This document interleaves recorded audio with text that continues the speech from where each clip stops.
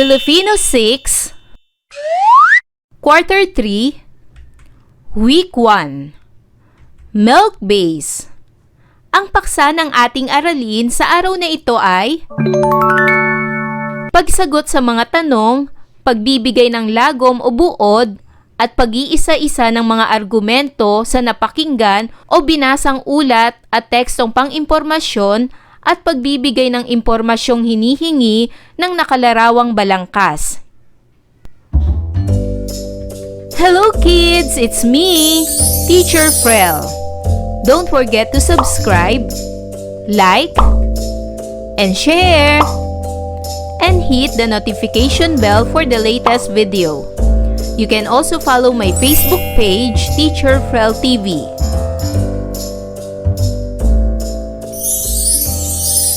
Sa araw na ito ay pag-aaralan natin sa asignaturang Filipino ang pagsagot sa mga tanong, pagbibigay ng lagom o buod at pag-iisa-isa ng mga argumento sa napakinggan o binasang ulat at tekstong pang-impormasyon at pagbibigay ng impormasyong hinihingi ng nakalarawang balangkas.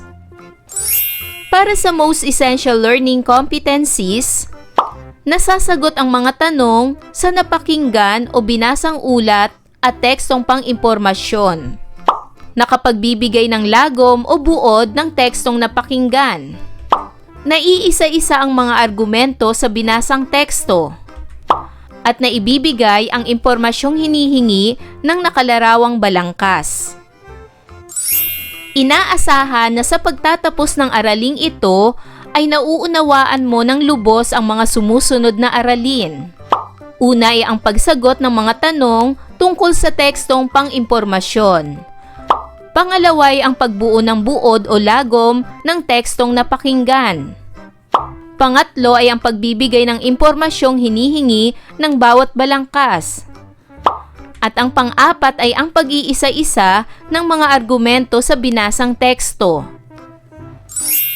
Unahin muna natin ang pagtalakay kung paano ang wastong paraan ng pagsagot sa mga tanong. Sa iyong palagay, mahalaga ba ang pagbabasa at pakikinig ng mga tekstong pang-impormasyon?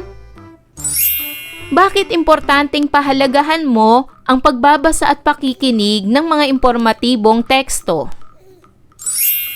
Alam mo bang napaka-importante ng pagbabasa at pakikinig sapagkat ito ay magdudulot ng sapat na impormasyon at sapat na kabatiran sa iyong paglago bilang isang mamamayang Pilipino. Gayun din ay masasagot mo ng walang pag-aalinlangan ang mga tanong na maaari mong marinig o kaya ay mabasa.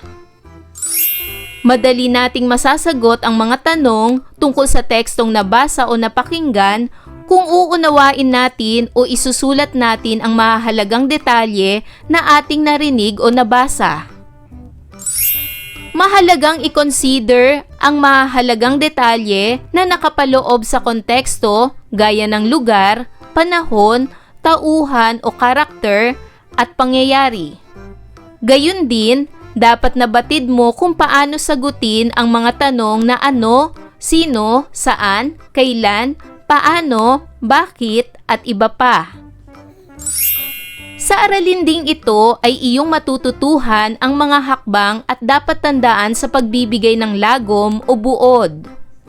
Mahalaga sa pagbibigay ng lagom o buod ang maayos na pagkukuwento o pagsasalaysay upang maging epektibo ang ating pagpapahayag o pakikipagkomunikasyon. Kaya naman simulan na natin ang pagtuklas ng mga kaalaman tungkol sa pagbubuod. Ano nga ba ang ibig sabihin ng buod? Ang buod ay ang pinaiksing bersyon ng isang teksto. Pinipili lamang ang mga mahalagang ideya at datos. Nagtataglay rin ito ng mga magkakasunod na pangyayari. Narito ang ilang mahalagang hakbang sa pagbubuod ng tekstong napakinggan. Una, pakinggan mong mabuti ang buong teksto. Pangalawa, tukuyin mo ang pangunahing paksa. Pangatlo, magsulat o magtala ng mga susing salita o keywords. Pang-apat, pag-ugnayin ang mga mahalagang ideya. At panglima, isulat ang buod gamit ang sariling salita. Siguraduhing magkakasunod ang mga pangyayari o maayos ang organisasyon ng teksto. Ngayon ay subukan natin ang husay mo. Hanapin sa loob ng word search puzzle ang tatlo sa mga katangian ng isang buod.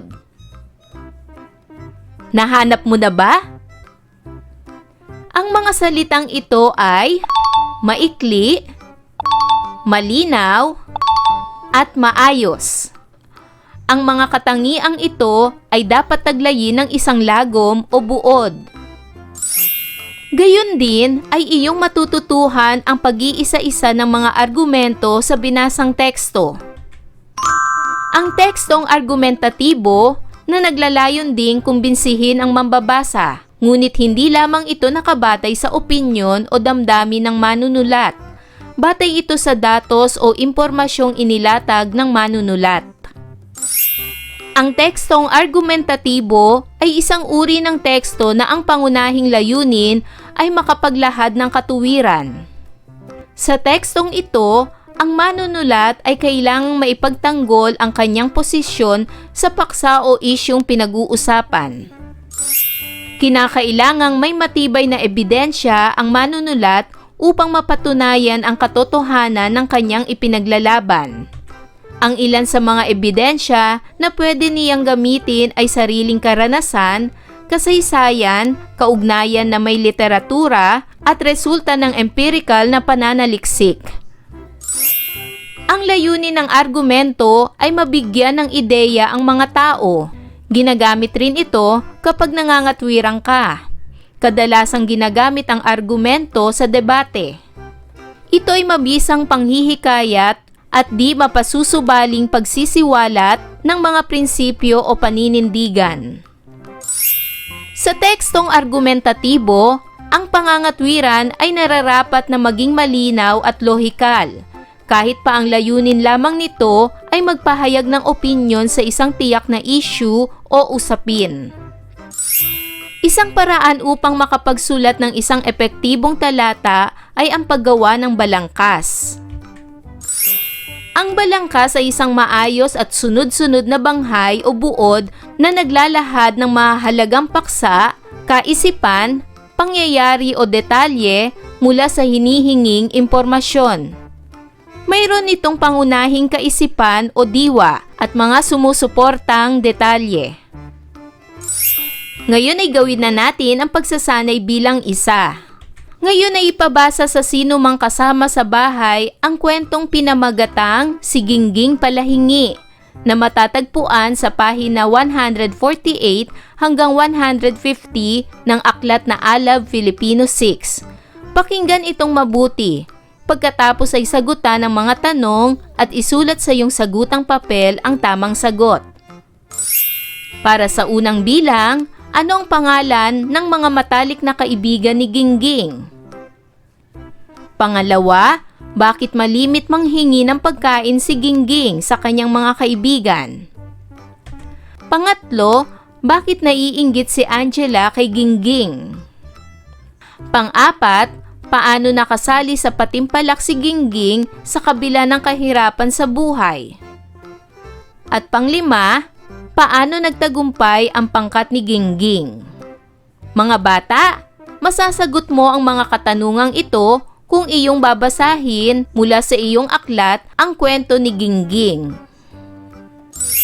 Para naman sa pagsasanay bilang dalawa, mahalaga sa pagbubuod ang maayos na daloy ng mga pangyayari.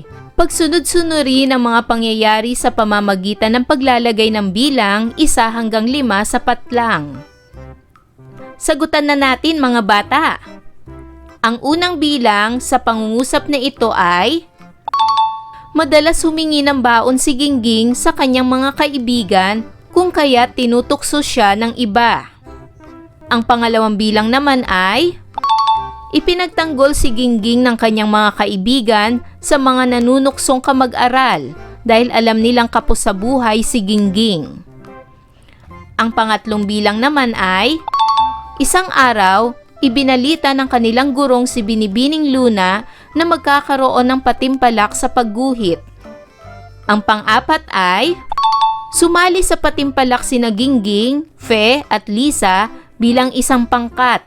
Pinahiram nila si Gingging ng mga pangkulay. At pang-5, nanguna at nagwagi sa patimpalak ang pangkat ni Gingging. Para naman sa pagsasanay bilang 3, ngayon naman ay subukan natin ang iyong husay sa pag-iisa-isa ng mga argumento.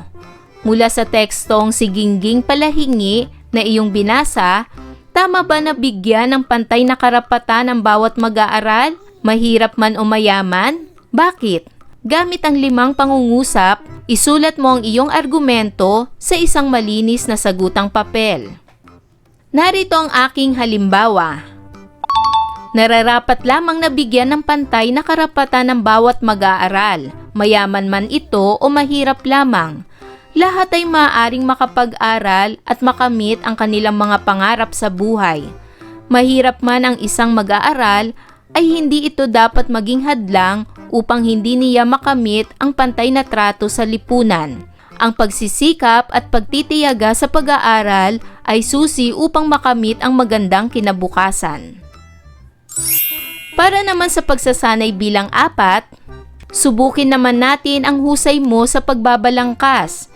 Ibigay ang hinihinging impormasyon ng sumusunod na balangkas. Mga karapatan at tungkulin ng mga mag-aaral. Magbigay ng 4 na karapatan ng mga mag-aaral. Narito ang aking mga halimbawa. Mga karapatan ng mag-aaral. Karapatang makapag-aral sa isang paaralan. Karapatang makasali sa mga patimpalak. Karapatang mabigyan ng pantay na trato. At karapatang maipakita ang husay sa paaralan. Ngayon naman ay magbigay kayo ng mga tungkulin ng mga mag-aaral. Narito ang aking mga halimbawang tungkulin ng mga mag-aaral. Tungkuling mag-aral ng mabuti. Tungkuling pumasok sa paaralan araw-araw. Tungkuling igalang ang kanyang guro. Tungkuling makipagkaibigan sa mga kamag-aaral. Pagtibayin pa natin ang iyong mga natutuhan. Ipabasa sa sino mang kasama sa bahay ang teksto. Pakinggan itong mabuti at unawain. Pagkatapos, sagutan ang mga gawain sa ibaba. Basahin natin ng sabay-sabay ang teksto. Ang bagyo ay isang malakas na ulan na may kasamang matinding hangin na mabilis ang pag-ikot. Tulad ito ng isang napakalaking kono ng sinulid na sadyang nakapangangamba kung ito ay tatama sa kalupaan. May pagkakatulad ito sa buhawi na binubuo ng mapanganib na ipo-ipo. Ngunit mas mapanganib ang bagyo sapagkat ito ay mas malaki at mas malakas. Umaabot ang sukat ng diametro nito ng ilang daang milya, samantalang ang diametro ng buhawi ay iilang dipa lamang. Sa pinakasentro ng bagyo ay may isang tahimik na bahagi na tinatawag na mata. Sa mata ng bagyo, umiikot ang pinakamatinding hangin kasama ng bagyo. Tinatawag naman ng mga Tagalog na siyam-siyam ang isang tuloy-tuloy na pag-ulan. Samantalang tinatawag naman ito ng mga weathermen na monsoon rain mula sa Arabic na mausim na nangangahulugang season. Itinuturing na panahon ng tag-ulan sa Pilipinas ang buwan ng Mayo hanggang Setyembre. Halos 20 bagyo ang dumarating sa Pilipinas taon-taon. Ngayon ay dumako na tayo sa pagsasanay bilang 5. Matapos mong basahin ang ulat, ngayon ay sagutin mo ang mga sumusunod na tanong. Isulat mo ang iyong sagot sa isang malinis na sagutang papel. Para sa unang katanungan, ano ang bagyo? Tama! Ang bagyo ay isang malakas na ulan na may kasamang matinding hangin na mabilis ang pag-ikot. Pangalawa, gamit ang semantic web, ibigay ang pagkakaiba at pagkakatulad ng bagyo at ng buhawi. Narito ang pagkakaiba ng bagyo at buhawi. Ang bagyo ay isang malakas na ulan na may kasamang matinding hangin na mabilis ang pag-ikot. Ang buhawi naman ay mga marahas na umiikot na mga hanay ng hangin na nagmumula sa ulan na may pagkulog papunta sa lupa. Ang pagkakatulad ng bagyo at buhawi ay parehong binubuo ng mapanganib na ipo-ipo. Pangatlo, ano ang pinakasentrong bahagi ng bagyo? Narito ang aking halimbawang sagot. Sa pinakasentro ng bagyo ay may isang tahimik na bahagi na tinatawag na mata. Pang-apat na tanong, bakit kaya tila sa kaunlaran na teknolohiya at kaalaman ng tao tungkol sa kalikasan, wala pa rin sa kanyang kakayahang kontrolin ito? Narito ang aking halimbawang sagot. Ang mga kalamidad ay hindi kayang kontrolin ng tao sapagkat ito'y natural na kalikasan. Tanging ang Diyos lamang ang may kayang kumontrol ng lahat ng mga bagay dito sa mundo gaya ng kalamidad. At para naman sa panghuling katanungan, sa paanong paraan mapaghahandaan ng mga tao ang pinsalang maaaring maidulot ng kalamidad na dumarating? Ang aking sagot ay, mapaghahandaan ng mga tao ang pinsalang maaaring maidulot ng kalamidad na dumarating sa pamamagitan ng panonood o pakikinig ng balita, gayon din ang maagang paglikas sa mga lugar na may banta ng kalamidad. Para naman sa pagsasanay bilang 6, gumawa ng balangkas tungkol sa binasang teksto sa gawain bilang 5. Pagkatapos, gamit ito, bumuo ng buod o lagom. Gawing gabay ang rubric sa ibaba. Isulat ang iyong sagot sa sagutang papel. Narito ang aking halimbawa na ginawang buod tungkol sa binasa nating teksto sa pagsasanay bilang 5. Ang bagyo ay isang malakas na ulan na may kasamang matinding hangin na mabilis ang pag-ikot. May pagkakatulad ito sa buhawi na binubuo ng mapanganib na ipo-ipo. Ngunit mas mapanganib ang bagyo sapagkat ito ay mas malaki at mas malakas. Sa mata ng bagyo, umiikot ang pinakamatinding hangin kasama ng bagyo. Itinuturing na panahon ng tag-ulan sa Pilipinas ang buwan ng Mayo hanggang Setyembre. Halos 20 bagyo ang dumarating sa Pilipinas taon-taon. At narito ang mga pamantayan. Una, maikli at malinaw ang pagpapahayag ng mga mahalagang ideya.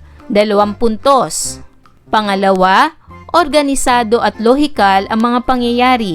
2 puntos. At pangatlo, wasto ang pagkakabuo ng bawat pangungusap. 1 puntos. Ang kabuoang puntos ay 5. At para naman sa pagsasanay bilang 7, nakaranas na ba kayo ng malakas na ulan o bagyo? Ano-ano ang masasamang epekto nito? Magtala ng 5 argumento tungkol dito. Isulat ang iyong sagot sa malinis na sagutang papel. Ang nasa unahan ay halimbawa ng argumento na maaari mong sundan. Halimbawa, marami o maiilan sa mga Pilipino ay winawalang bahala ang mga sakunang darating sa bansa. Nagigising na lamang sila sa katotohanan kapag naganap na ang sakuna. Ngayon kayo naman ang magsulat ng mga argumento tungkol sa tekstong ating binasa. Tandaan, ang buod ay ang pinaiksing bersyon ng isang teksto. Pinipili lamang ang mga mahalagang ideya at datos. Nagtataglay rin ito ng mga magkakasunod na pangyayari. Ang tekstong argumentatibo na naglalayon ding kumbinsihin ang mambabasa, ngunit hindi lamang ito nakabatay sa opinyon o damdamin ng manunulat. Batay ito sa datos o impormasyong inilatag ng manunulat. Ang tekstong argumentatibo ay isang uri ng teksto na ang pangunahing layunin ay makapaglahad ng katuwiran. Sa tekstong ito, ang manunulat ay kailangang maipagtanggol ang kanyang posisyon sa paksa o isyung pinag-uusapan. Ang balangkas ay isang maayos at sunod-sunod na banghay o buod na naglalahad ng mahalagang paksa, kaisipan, pangyayari o detalye mula sa hinihinging impormasyon. Mayroon itong pangunahing kaisipan o diwa at mga sumusuportang detalye. Ayan mga bata, Naunawaan niyo ba ang ating aralin sa araw na ito? Kung ganon, magaling! Mga bata, sana'y marami kayong natutunan sa ating aralin. Hanggang sa susunod na video lesson, paalam! Thanks for watching!